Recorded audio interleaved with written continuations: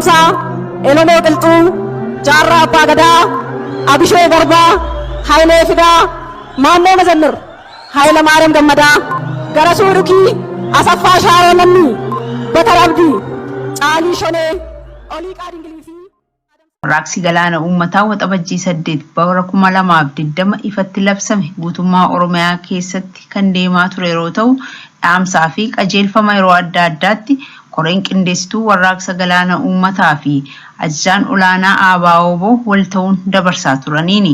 Warraaqsi kun itti fufuun baatii sadaasaa keessa guyyaa yaadannoo fincila diddaa gabrummaa waggaa 15ffaa sababeeffachuun sadaasa 6 fi sadaasa 14 dhaamsi warraaqsa galaana uummataa kana jajjabeessu darbaa tureera.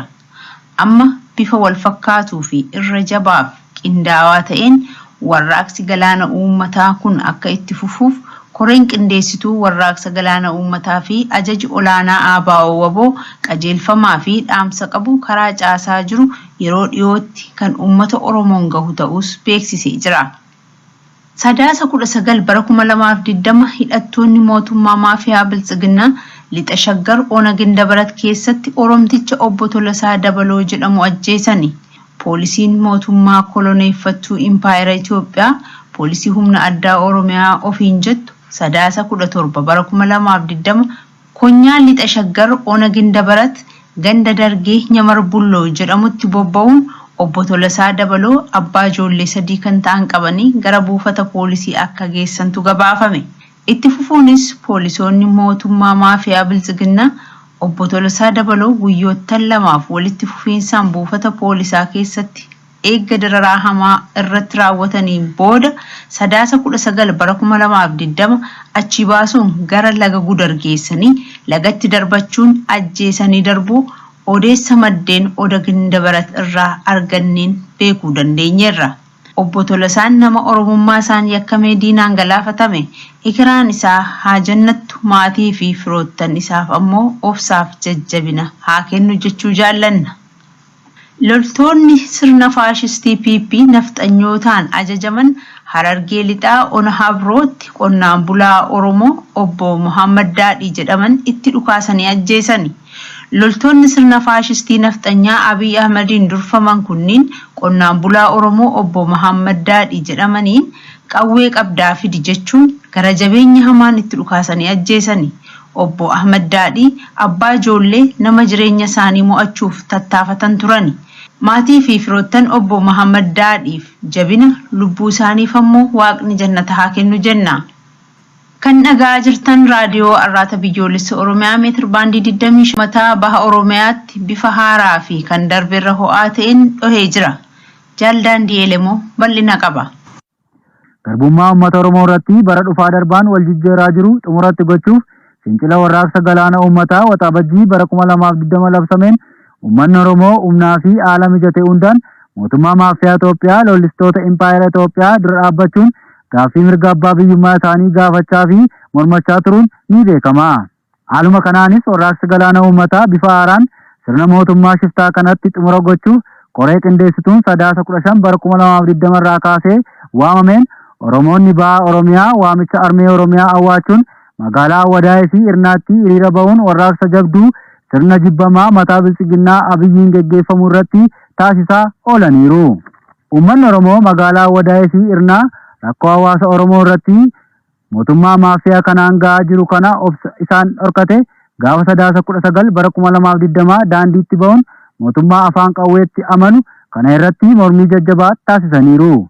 Hiriira mormii warraaqsa galaana uummataa waamame irratti dhaadannoolee bu'uuraa gaaffii ilmaan Oromoo dhageessisuun sirna mootummaa leellistoota nafxanyaa kana irratti naasuu guddaa oolchaniiru.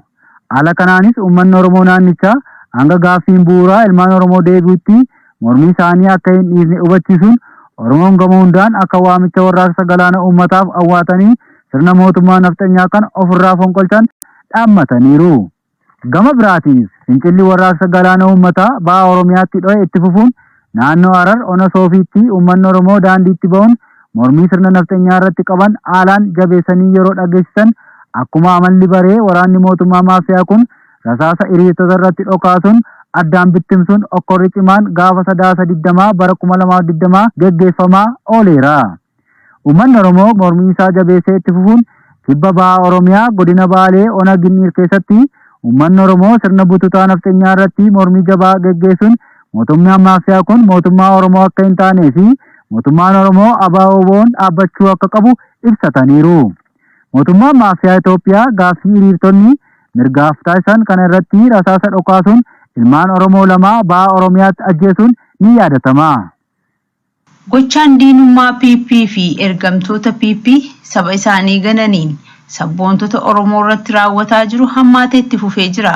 Haaluma kanaan godina Jimmaa aanaa Saqqaa Coqorsaatti poolisiin 3 barsiisaa Gaalii Abbaa Sambii halkan mana isaa dhaqanii ni barbaadamta waajjira poolisaa deemta jechuun mana isaanii fuudhanii osoo waajjira poolisii hin geessin bosona Qacamaa jedhamu biratti rasaasa 3 rukutanii du'eera jedhanii gatanii biraa deemuu maddeen gabaasan. Barsiisaa Gaalii Abbaa Sambiis yeroo sanatti haala hamaan miidhamuun of wallaaluu malee kan lubbuun keessa jirtu ta'uu namoonni ijaan arganii mirkaneeffatan fuudhanii gara hospitaala Jimmaa geessuun gabaafame. Barsiisaa Gaaliin yeroo ammaa kana du'aaf jireenya gidduutti kan argamu ta'us maddeen keenya ibsanii jiru. Barsiisaa Gaalii Abbaa Sambii fayyaa isaanii guutuu waaqni isaaniif haa deebisuu jenna. Baha Oromiyaa Awwadaa'itti waraanni sirna maafiyaa PP nafxanyaa hirmaattota hiriira warraaqsa galaana uummataaf ba'an irratti dhukaasa banuun namoota nagaa ajjeesuun dhagahame.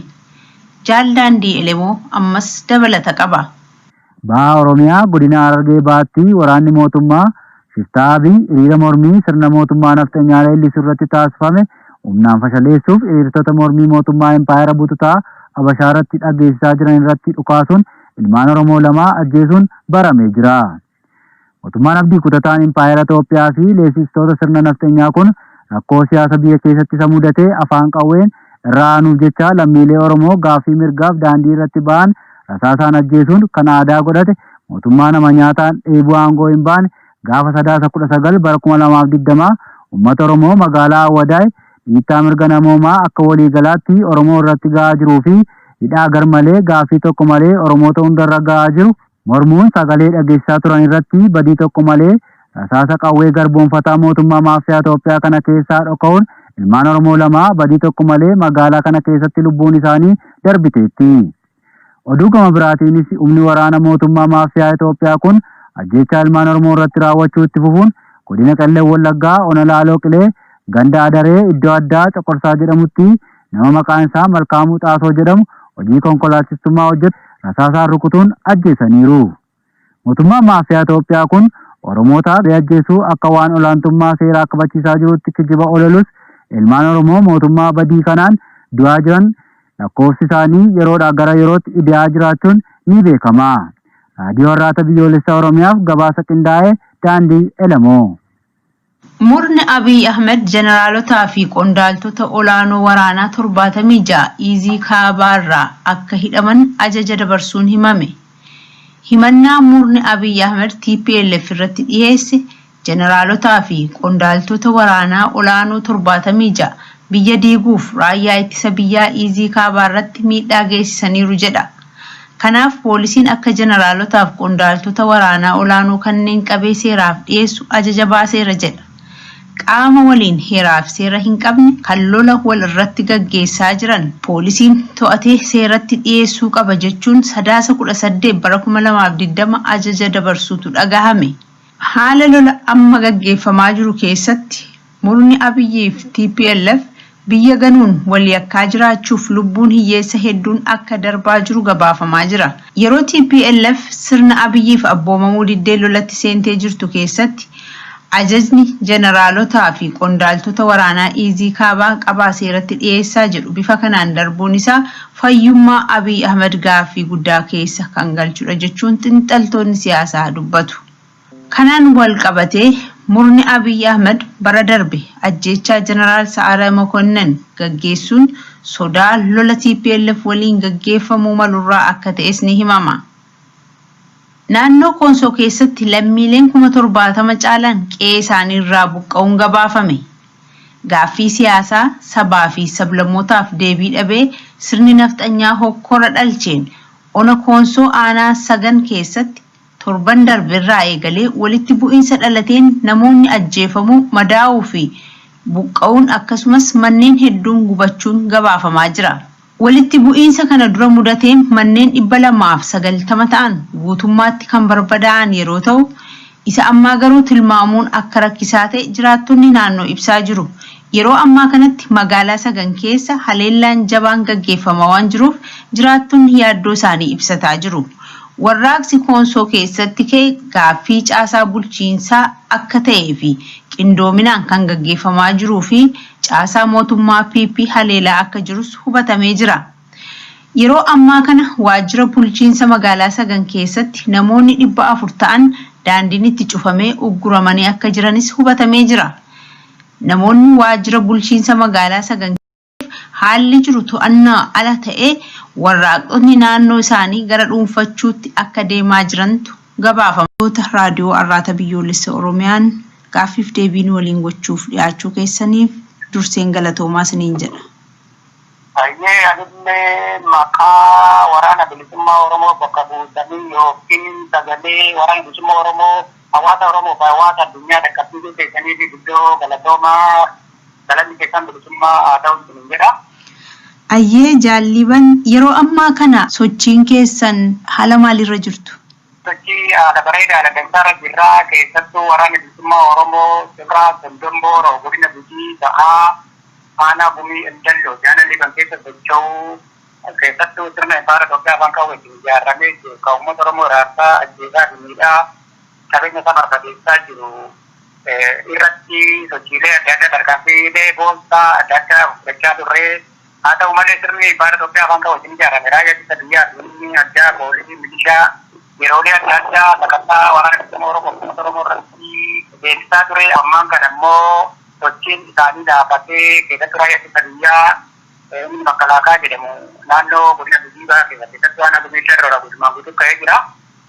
Ammaan kana jiru immoo humna addaa kan jedhamu sun humna addaa sunillee sochiin isaanii akkasumas hin jiru garuu gocha waraana bilisummaa Oromoo sochii haala dansaa haala bareeda qophii sirna Ifaara Itoophiyaa guutumaan guutuutti barbadeessee sirna haaraa beekumsi danda'an uummata Oromoo irratti ijaaramee fi keessatti kabajamee ijaaruudhaaf sochii dansaa sochii bareedaa jira qophii ajaa'ibaa jira.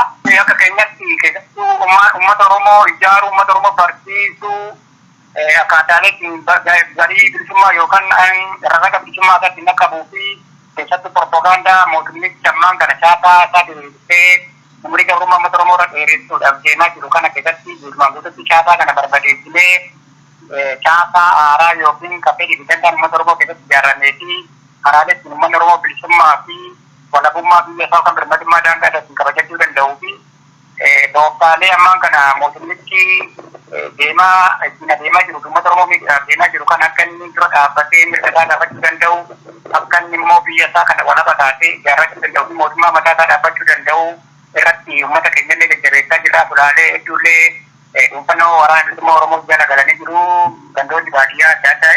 Kanaaf sochiin keenya sochii akkanaa haala dansaa haala bareedaa irra jira. Uummata Oromoo ijaaruu uummata Oromoo akka inni boruuf qophiidha. Humna mootummichaa dura dhaabbatee gaaffii isaa akka deebii argatutti mormii isaa taasisuu fi iddaa isaa agarsiisuu fi qophii irra jira. Baay'ee gaariidha. Waraanni kaaba Impaayera Itoophiyaatti TPLF fi PP gidduutti baname kun qabsoo keenyaaf jijjiirama fidu qabaa jechuun barbaade. Warroonni kun haalli bilisa baasaa uummata Tigraay diina uummata Oromoo ture karee sirni isaan ammaan kana uummata Oromoo ittiin bulchaa jiran sirna isaaniiti. Seerri yookiin ideoloojiin isaanii guutumaan guutuutti hin jijjiirama namaa jira malee jijjiiramni sirnaan jiru.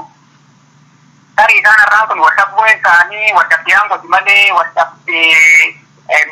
mirgi uummata yookaan mirgi saba isaanii miidhamee otoo hin ta'in waldhabdeen gooti warroonni kun kan waldhabaa jiranii walitti bu'iinsi isaanii immoo waraana bilisummaa Oromoo yookaan uummata Oromootiif bu'aa buusaa yoo jenne warroonni sun ammallee aangoo abbootii isaanii kalee irraa fuudhamee fi yookiin akka bilisa baasaa uummata Tigraay irraa hiikamee sirna PP yookiin sirna Bilisiginaa jedhamu kanaan bakka buufame kanatti deebi'uudhaaf hojii taasisaa jiru.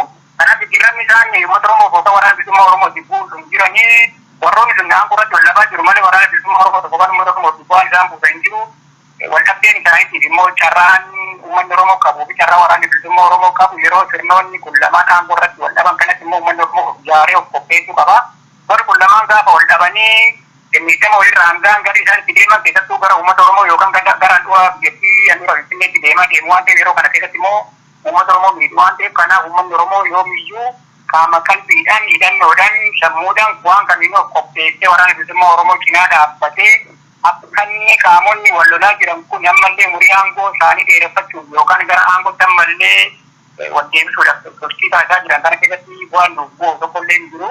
Bu'aan nuuf bu'uu kan danda'u yoo waraanni bilisummaa Oromoo sochii isaa kana itti uummata Oromoo ijaaree uummanni Oromoo illee waraana bilisummaa Oromoo cinaa dhaabbatee qaamonni lamaan wal lolaa jiran kun bu'aa uummata Oromootti buusuu hin danda'an. Maali isaan aangoo irratti deebi'uudhaaf sochii taasisaa jiru malee uummata Oromoo wal lolaan jiranii yookaan waraana bilisummaa Oromoo wal lolaan jiranii yookaan sababa sablammoota biyyattii lolaan jiranii warri aangoo isaanii wal dhabaa jiru waan ta'eef bu'aan isaan tokkollee nuuf buusan jira. Warra suni warra kaleellee uummata Oromoo gabroomsaa ture. Warra amma aangoo jirullee warra uummata Oromoo sirna basaniin acuucaa dararaa miidhamaa akkana jedhame irraa hangaa jiran waan ta'eef bu'aan tokkollee uummata Oromoo yookaan waraana bilisummaa Oromootti buusan isaan jiru. Kanaaf uummanni Oromoo immoo qopheessuu waraana bilisummaa Oromoo illee sochiisaa daranuu jabeessee uummata Oromoo keessatti argamu uummanni Oromoo illee ijaaramee waraana bilisummaa Oromoo cinaa dhaabbachuu qabaa jira. Hayyee haalli kun yoo darbe Oromoon otoo haala kanatti hin fayyadamin yoo darbe maa inni gaaga'amni qabsoo Oromoorra ga'u miidhaan Oromoorra dhaqqabsiisu.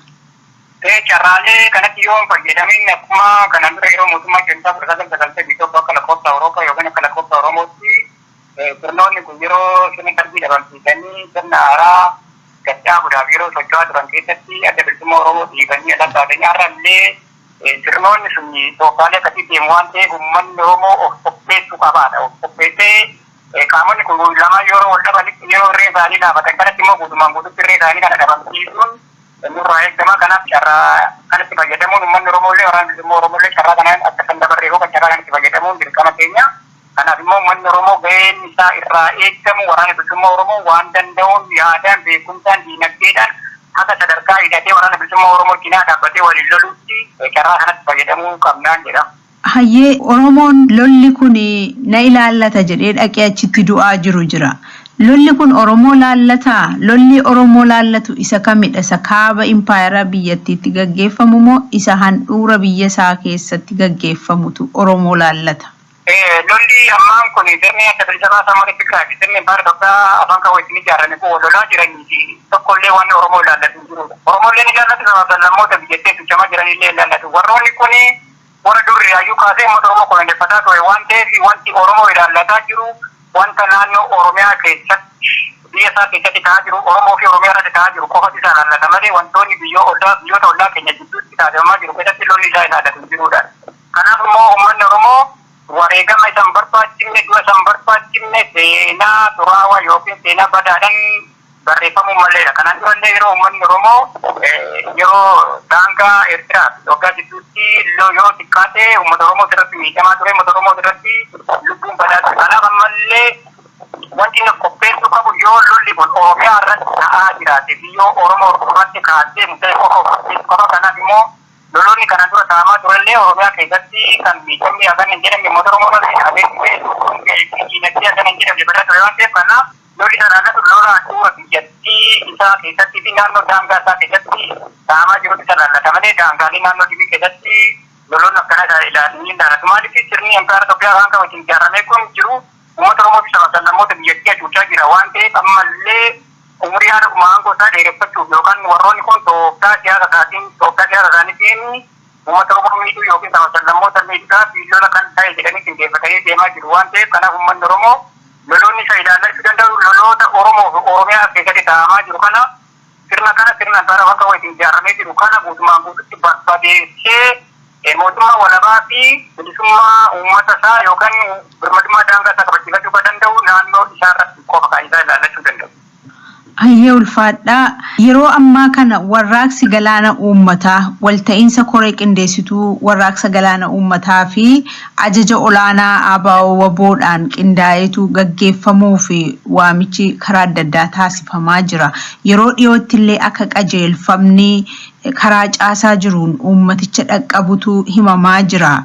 Kanarratti Oromoon akkamittiin waamicha kana ofitti simatee warraaqsa kana itti fufuu qaba jettanii dhaamtu? Warraaqsi galaana uummataa amma godinaalee Oromiyaa keessatti qeerroo bilisummaa Oromoo qindeessitu koree warraaqsa galaana uummataa qeerroo bilisummaa Oromoo fi ajajaa waraana bilisummaa Oromoo irraa labsii labsameen qeerroon bilisummaa Oromoo kanaan dura illee sochii taasisaa ture keessatti karaalee ittiin galiin qabsootaa galii gahuu dandeessuu fi karaa ittiin sirni kun laamsha'u dinagdeessaa laamsha'u siyaasnisaa barbadaa humni waraana isaa dhabamu karaa sakatatti sochii taasisaa turanii ammallee marroo hedduudhaaf deddeebamee sochiin kun taasifamaa jira. Kanaaf uummanni Oromoo immoo Oromiyaa bahaa kan taate dargaggoo yaadanaaf kennitee fi guddoo galatoomi. Ayyaana jiraatu galanti bilisummaa Oromoo fi walabummaa Oromiyaadha. Mootummaa sirna faashistii lallisu kan ilmaan Oromoo ajjeesaa jiru kana dhumatti gochuudhaaf hundumtuu warraaqsa uummataarraa qooda fudhachuu qaba kan jedhu immoo dhaamsa qophii keenyaati. Qophii keenya addaa kanumaan goolabannaa qophii biraan jedham raayyaa ittis aangoo paartii tokkoo yookaan nam-tokkee tiksuudha. Raayyaan ittis biyyi Itoophiyaa aangoo paartii tokkoo yookaan nam-tokkoo tiksuuf uummata weeraree fixuu jira. Uummata nagaa meeshaa maleeyyii irraa dhukaasee ajjeesuu jira. Raayyaan ittis biyyaa jedhamu Oromiyaa keessaa daangaa hamtisuuf uummata keessa bobbaafama. Yeroo ilmaan Oromoo ba Oromiyaatti ajjeefamanii ture. Yeroo Beenishaangul Gumuz keessatti ilmaan Oromoo dhumanees ture. Yeroo ilmaan Oromoo gaafii siyaasaa qaban aduu saafan Naqamtee, Dambidolloo, Awwadaay, Roobee, Shaashamannee, Kofolee, Gujii, Shebelee, Anfilloo, Kamisee, Cawwaaqaa, Jimmaaf kan fakkaatan keessatti raayyaa ittis biyyaatiin ajjeefaman warri raayyaa ittis biyyaatiif weeddismaaf dhaabbadhan jedhiniin. Kashamarran Oromoo gudeedu raayyaa ittis biyyaatiiniti. Ammallee daangaa naannoo Tigraay eeyyam mootummaa naannoo Tigraayitiin alaa seenee weerar geggeessuu raayyaa ittis biyyaatiiniti. Kanaan duraallee daangaa Eertiraaf Soomaliyaa kan weeraraa raayyaa ittis biyyaatiiniti. Daangaa keenyaa seenanii aangaa'ota ajjeesanii uummata shororkeessaa haturanoo warraaniti. Raayyaan uummataaf biyyoota ollaa shororkeessuun beekamu. Ofiiyyuu seerin kabaj akkamiin seer kabaj. Oromiyaan baroota dheeraaf fedhii uummata Oromootiin alaa weerar jal jirti. Ololaaf wal waraansi takkaayyuu irraa dhaabbateen beeku. Lolli kun daangaa malee deemee uummata nagaa galaafachuu jira. Amma Oromiyaan walaboomtuu fi amma Oromoon bilisoomtuun lolli hundum hin qabu. Nagaan fedh garee tokkootiin dhufuu hin danda'u. Diinni yeroo nagaa barbaadu jedhu yeroo itti of qopheessu. Leenjii walii hennuu fi waayilaan isaa irraa muuxannoo lolaa wal jijjiiruun haalli hamaa yoo dhufes yoo itti of qopheessudha. Hafuurri nagaa waan jiraatu fakkaatus boriin beekam jedhee saboota cunqursa jal jiraachisuuf halkaniif guyyaadhama. Nagaa dhabuun Oromiyaa sababa ollaa qabnuuf kan qa'ee Oromoo dhufanii nagaa Oromoo booressanii illee warru. Diinota ollaa hin jiran ofirraa ittisuuf Oromoo yoomiyyuu hidhannoo guutatee qa'ee isaa ittisuuf of qopheessuu qaba. Dantaan diinagdee fi dantaan siyaasaaf dippiloomaasii sab tokkoo han kabajamuu danda'u jabin sab sunii qofaan. Nagaa ofii tikfachuuf biyya ofii eeguuf wal leenjisuu, wal dammaqsuu fi wal hidhachiisanii ittis wal shaakalchiisuun qaam jireenya Oromoo ta'uu qaba. Oromiyaan dachee badhaatu waan qabduuf alagaan itti naafuun lol dhumin qabni irraa geggeessuu danda'a. Kanaaf Oromoo yeroo hundi qophii ta'uun akkaataa faala akkamiin akka lolee injifachuu qabu irraatti seera fi tooftaaf tarsiimoo tolfataa deemuu qaba. Saba ollaa qabuuf lolii waan dhumin qabneef yaa Oromoo yoo nagaa barbaadde lolaaf of qopheessi. Yoo lolaaf of hin qopheessin diinni akka salphaatti weeraree si gabroomsuu danda'a. Oromoon nagaa waara argachuuf waan sadii gochuu qabda. Tokkoffaan loltuu weerartuu diinaa diiguu qaba. Lammaffaan Oromoon biyyi isaa dhuunfatee diinni akka maddi diinagdee hin argan qabeenyi isaa tabboomuu qaba. Sadaffaan ammoo fedhii fawwii diinni Oromoo irraa qabu kan Oromiyaaf Oromoo dhuunfachuu fedhii Oromoof Oromiyaa saamuu qabu cabsuun dirqiidha. Haalli kun sadaayyoon guutame nagaan waaran hin argamu. Kun ta'ee lolaa seentee injifannoo yoo goolabde biyyi hankeetis yoo dhuunfatte fedhiin diin keetii qoodamee yoo faca'e gaaf tokko wal gurmeesse si loluu waan danda'uuf furmaatu waara tochuun dirqiidha. Innis injifannoon booda akka diinni hee miidhamuu yookaan gochaan meennaan irraan raawwatamaa jiraa jedhee yaanne boqochiisuu yookaan raftochuun barbaachisa ta'a. Nagaan booda lolli ta'uu waan maluuf itti fufiinsan qophii qabaachuun barbaachisaadha. Kanaaf humni kee jabeeffachaa mallattooleen waliigaltee sadarkaa addunyaa jiran tolchuun akeeka qabsoo bilisummaa Oromoo addunyaatti hubachiisaa deemuun barbaachisaadha. Lolli kunis dhumaa wanni jedhan hin jiru. lolli yoo dhaabbataa geggeeffamu hanqateellee yeroo eeggate itti fufiinsa qabaachuu danda'a. Lolli Oromiyaa irra jiru sabab walitti dhufeenyi rakkoo carraaf dhiyeessii wal qixanqachuu dadhabuun dheerate. Oromoo yoo humnaan dhimmi hin bahin gaaffiin siyaasa Oromoo fi fedhiin Oromiyaa bakki hin ga'u. Kanaaf ammoo humni Oromiyaa yoo xiqqaate humni diinaa ol lolaa jiruun wal madaaluu yookaan sunii ol caaluu qaba. Lolli diinota Oromoo fi Oromoo gidduu geggeeffamu itti fufiinsa qaba. Sababii isaa tokkoffaan seenaan Oromoof nafxanyoota ol dhaba. Nafxanyooti diinummaaf jibbiinsama Oromoo irraa qaban. Lammaffaan nafxanyooti carraa firee Barmilinik irraa eegal argataniin aangoo siyaasaa qabatanii deeggarsa qawwee barnoota ammayyaa fi qabeenya biyyoota alaa irraa waliin kuufachuu argatanii jiru. Sadaffaan nafxanyooti maammattoota lol kaasuu danda'an Oromoo irraa qabu. Amalooti nafxanyootaa kun humni lolaa sadii wal madaalchifamu. Tokkoffaan uummata guddeessa kan imaammatii hamaan irraa karoorfame didaa jiru, kan seena ofii kabaju, kan jibbiinsi qalbiin cabsin, hacuuccaa kan hin sarmin, kan hiree argateetti cunqursa ofirraa kaasuuf qophaa'u jirudha. Lammaffaan waraan impaayiritti keessatti hireen diddaa itti ka'ee jira. Kan sadaffaa ammoo aangaa'ota biyyattii kan aangoof danta bubuutuu irraa wal dhabaniitu jira. Uummati cunqurfame yeroo kamuu fedhii lolaa seenuu onnee heesaa qaba. Gootummaa, dandeettii faxxummaan, hooggan kennuun, ajaju waraanaa, carraa argamuu dhimmi ba'uun lol injifachuu keessa qooda guddaa qaba. Qaamota kanaan walitti qindaa'anii hojjechuun lol milkeessuun gahee guddaa qaba. Lol keessa wanni dhalatu hin beekamu. Carraaleen hedduus banamuu danda'a. Tarkaanfiin itti aanus jijjiiramuu mala. Lol keessa wanni hedduus salpha fakkaata. Garuu wanni salphaan ammoo ulfaachuu mala. Yoo lol keessa muuxannoon qabaatiin rakkooleen xixiqqoo walitti kuufamanii wal dhibdee guddaa dhalchuu waan malaniif lolli obsi guddaa gaafata.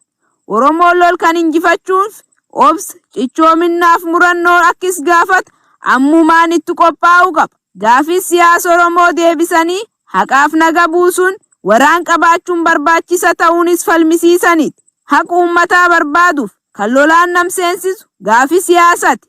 Abbaan irree garuu siyaasii isaa iyyuu lol waan ta'eef gaaffii siyaasaa deebii kennuun fedhu. Abbaan irree lol labsee uummati biddaa guuruun aadaa isaati.